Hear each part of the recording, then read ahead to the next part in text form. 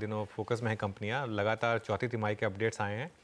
इन पर बात करने के लिए मंगलम हमारे साथ जुड़े हैं। मंगलम, कल डाबर के तो खराब थे नंबर्स, बट बाकी ओवरऑल कैसे रहे नंबर्स? अभी तक जितने अपडेट्स आए हैं काफ़ी डिफरेंट नहीं हैं जो पिछले 3 क्वार्टर से हमने देखा है उनमें। डिमांड के मद्देनजर उसके व्यू पॉइंट से अगर देखा जाए तो, बट डाबर और मैरिको में सबसे बड़ा फर्क ये है कि मैरिको लो सिंगल डिजिट रेवेन्यू आया है पिछले 3 क्वार्टर में नेगेटिव रेवेन्यू आने के बाद।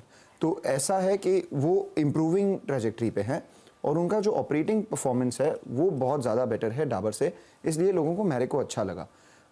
डाबर में भी एक चीज़ जो अच्छी थी वो था उनका home and personal care business. तो उस लिहाज से हम देख सकते हैं कि गोदरेज कंज्यूमर या हिंदुस्तान यूनिलीवर का भी home and personal care business जो है वो अच्छा कर सकता है इस तरफ। डिमांड के चलते तो कुछ ज़्यादा चेंज हुआ नहीं है, ग्रेजुअल इंप्रूवमेंट रूरल रिकवरी में है। तो इस वजह से जो अर्बन और रूरल का गैप है थोड़ा सा नैरो हुआ है। बट क्या हुआ है, किसी ने कुछ एक्सपेक्ट नहीं किया था बहुत बड़ा एफएमसीजी कंपनी से। आगे जाके जो इलेक्शन आएंगे, फिर मॉनसून है, डिमांड सिचुएशन अच्छा होगा, तो बिकॉज स्टॉक्स ने कुछ नहीं किया है, लोग सोच रहे हैं कि this is the last worst quarter to have for the FMCG sector. आगे जाके रेवेन्यू ग्रोथ सबसे ज़्यादा इंपॉर्टेंट है। तो इस बार मैं मार्जिन्स को ज़्यादा नहीं देखूंगा या किसी और चीज़ को नहीं देखूंगा। रेवेन्यू ग्रोथ ज़्यादा चेंज नहीं होगी, बट मैनेजमेंट डिमांड के बारे में क्या बोलती है वो सबसे ज़्यादा इंपॉर्टेंट होगा कि आगे जाके उनको विजिबिलिटी किस तरह का मिल रहा है। मैक्रोज को देखें तो इसमें कई सारे आउट परफॉर्मर्स और कई सारे अंडर परफॉर्मर्स होंगे।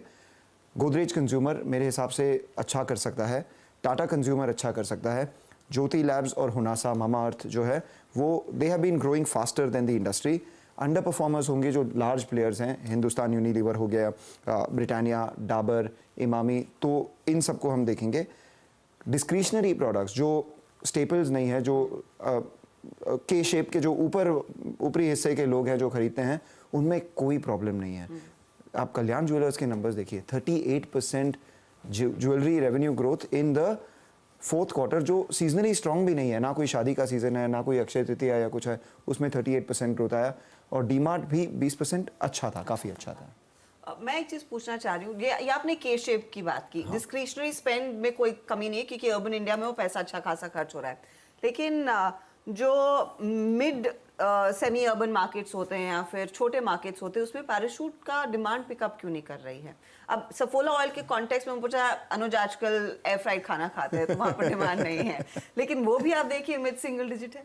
तो उसमें वॉल्यूम ग्रोथ है, उसमें प्राइस ग्रोथ नहीं है, क्योंकि कोपरा जो की इंग्रेडिएंट है पैराशूट ऑयल बनाने में, उसके प्राइसेस कम होते जा रहे हैं। तो हमें रेवेन्यू ग्रोथ उसमें नहीं दिख रहा है, volume growth mid single digit के आसपास दिख रहा है। और दूसरी बात क्या है, जब कोपरा के प्राइसेस कम होते रहते हैं तो कंपेटिटर्स उन लोगों को अंडर कट करना चालू कर देते हैं। तो जो अनऑर्गेनाइज प्लेयर्स हैं, कई सारे अनब्रांडेड प्लेयर्स हैं, वो सब कहते हैं कि प्राइस तो अभी कम है, तो मैरिको जिस भाव पे बेच रहा है उससे थोड़ा कम में बेच देंगे और लोग खरीद लेंगे, बिकॉज अभी लोग थोड़े वैल्यू कॉन्शियस हो गए हैं। जब प्राइसेस बढ़ते हैं इन एन इन्फ्लेशनरी एनवायरनमेंट, जो लार्ज प्लेयर्स हैं वो हमेशा मार्केट शेयर गेन करते हैं, क्योंकि वो थोड़ा सा लॉस बेयर कर सकते हैं, बाकी प्लेयर्स आउट ऑफ मार्केट हो जाते हैं। तो इसलिए जब डिफ्लेशनरी टाइम होता है तो सारी कंपनीज, आपने नोटिस किया होगा, ये कह रहे हैं कि कंपेटिटिव इंटेंसिटी काफ़ी बढ़ गई है। तो ऐसा नहीं है लोगों ने तेल लगाना कम कर दिया या कुछ है, बट हो सकता है कि लोगों ने बाकियों का प्रोडक्ट यूज़ करना चालू कर दिया। और अनुज, मुझे मालूम नहीं एयर फ्रायर में खाते हैं या बेक करके खाते हैं, बिस्किट्स खाते हो? ब्रिटानिया के रिजल्ट्स पे फर्क पड़ेगा? बिस्किट्स में बहुत रेयरली सुबह चाय के साथ वन बिस्किट, कभी कभी। च्यवनप्राश खाया था इस क्वार्टर में। देखिए ऐसा है, हर्षदा, मंगलम को आजकल सब चीज़ों की इन्फॉर्मेशन रहती है। अभी वो कल्याण ज्वेलर्स की बात कर रहे थे, ये अभी जो 3 साल हुए मंगलम की शादी को, तो इसके लिए थोड़ा तो 3 साल काफी नहीं होते, तो 3 साल हुए। जब 15 साल हो जाते हैं तो फिर वो ज्वेलरी वगैरह एकदम बिल्कुल उसकी बात करनी बंद हो जाती है। तो इसके लिए खैर, लेकिन मंगलम बहुत बहुत शुक्रिया ये पूरी की पूरी इन्फॉर्मेशन देने के लिए। सचिन, एफएमसीजी स्टॉक्स कोई समझ में आ रहा है आपको इस लेवल पर? Marico for example. Anuj ji, Marico definitely जिस तरीके से यहाँ पर चाल अनफोल्ड हो रही है, एक काफी बड़े डाउन ट्रेंड के खत्म होने के ही संकेत आ रहे हैं। वीकली चार्ट्स पे लगभग पिछले 8 महीनों से एक लो टॉप लो बॉटम सीक्वेंस थी, वो पर्टिकुलर सीक्वेंस कहीं जाकर थम गई है। एक अच्छा फ्लोर इसने 490 495 के जोन में बनाया है, वहां से ही एक kind of a triple bottom formation से बाउंस बैक इवॉल्व हो रहा है। तो मुझे लग रहा है ये रिकवरी काफी शानदार होनी चाहिए। 530 के आसपास के ट्रेजेक्ट्री यहाँ पर इमिडिएटली नजर तो आ रही है। तो इमीडिएट बेसिस पे अगर किसी ने लॉन्ग पोजीशन बनाई है तो उसे होल्ड करने की सलाह होगी।